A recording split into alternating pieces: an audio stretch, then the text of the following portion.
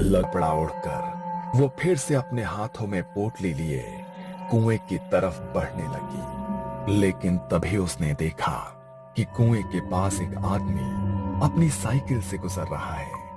मगर देखते ही देखते वहां पायलों की आवाज गूंजी और उसके सामने घूंघट ओढ़ी वो स्त्री अचानक से आकर खड़ी। डर के मारे वो आदमी साइकिल से गिर पड़ा।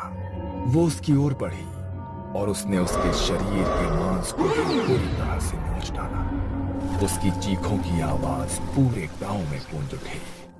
ये देखकर काले कपड़ों से खुद को ढकी माया के होश उड़ गए। वो तुरंत ही वहां से भागकर अपने घर पहुंची। डर के मारे उसका पूरा शरीर कांप रहा था और आवाज हाँफ रही थी। ये सब क्या हो रहा है? मुझे उसे शांत करना होगा, वरना जो भी अब उस कुएं के पास से गुजरेगा वो उन सबको मार डालेगी। उसने उसे शांत करने की बहुत बार कोशिश की, लेकिन गांव में होने वाली मौतों की संख्या कम होने की बजाय दिन प्रतिदिन बढ़ती जा रही थी। इन हादसों को 3 महीने बीत चुके थे।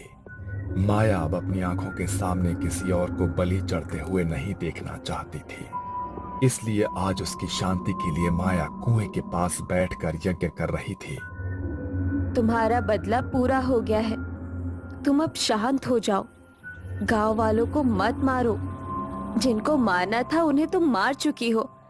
अब क्यों तुम गांव वालों की बलि देने पर तुली हो?